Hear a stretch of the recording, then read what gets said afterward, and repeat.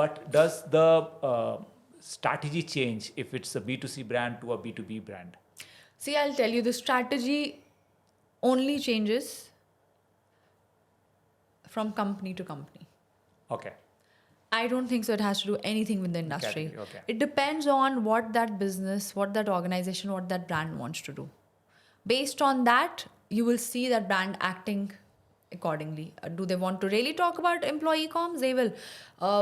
They do not want to talk about a lot of business related information, a lot of information about numbers. A lot of organizations don't talk about it, right? It's not a strategy. It's not a strategy for them to talk about it. They still want to continue in the normal old fashioned way. So I think it very much depends on what the organization wants, where it is headed, what is the ambition of the organization in terms of business, and how does the organization see itself growing.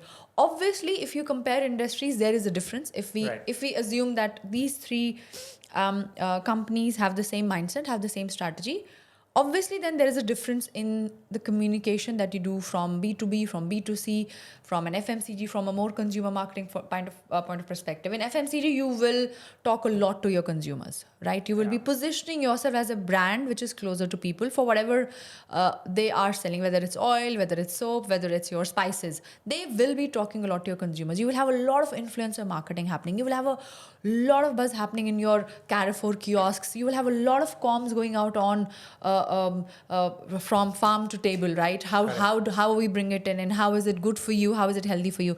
Whereas if it's an electrical industry, I don't need to talk about it. What I might probably want to talk about is, how we are contributing to the economy, what kind of CSR we have done, how sustainable are our production facilities, how much of a carbon footprint do we save with this kind of packaging, with this kind of supply chain.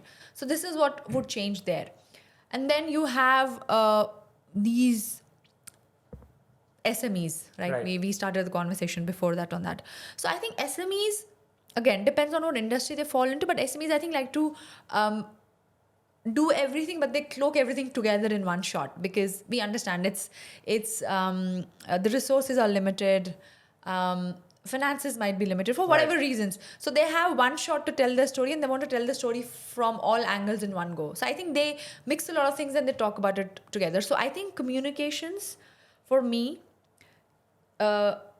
is not a certain box that we tick or how we tick it.